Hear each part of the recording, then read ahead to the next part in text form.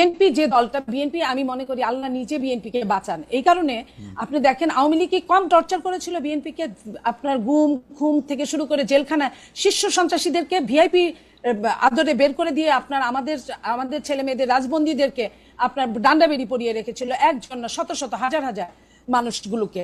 তো সেইখানে সেই আওয়ামী লীগ বিএনপি কে বিলীন করতে পারে নাই। আর যেখানে আপনি মনে করেন ঢাকা বিশ্ববিদ্যালয়, আমি বলি, আমি শেষ করি, রাজনীতির সূতিকাগার যাকে বলা হয় ঢাকা বিশ্ববিদ্যালয়, সেইখানে আপনি দেখেন যে কিছু আপনার ফাঁসিতে ঝুলেছিল যারা, তাদের ছবি টাঙানোর পরে কি প্রতিক্রিয়াটা হয়েছিল, তারা কিন্তু টেটফুলি তারা বিশ্ববিদ্যালয়ের প্রত্যেকটা হলে, Eden college, Badrunnesa college, Dhaka college থেকে শুরু করে প্রত্যেকটা জায়গায় তারা কিন্তু জামাতকে নিরপেক্ষ বানিয়ে কিন্তু ঢুকিয়ে দিয়েছে। বিএনপির একজন দুইজন কে কোথায় বিলীন হয়ে গেল তাতে বিএনপির কিচ্ছু আসে যায় না, অনেকটা সাগরের মধ্যে থেকে এক বালতি পানি ফেলে দিলে যা হয়।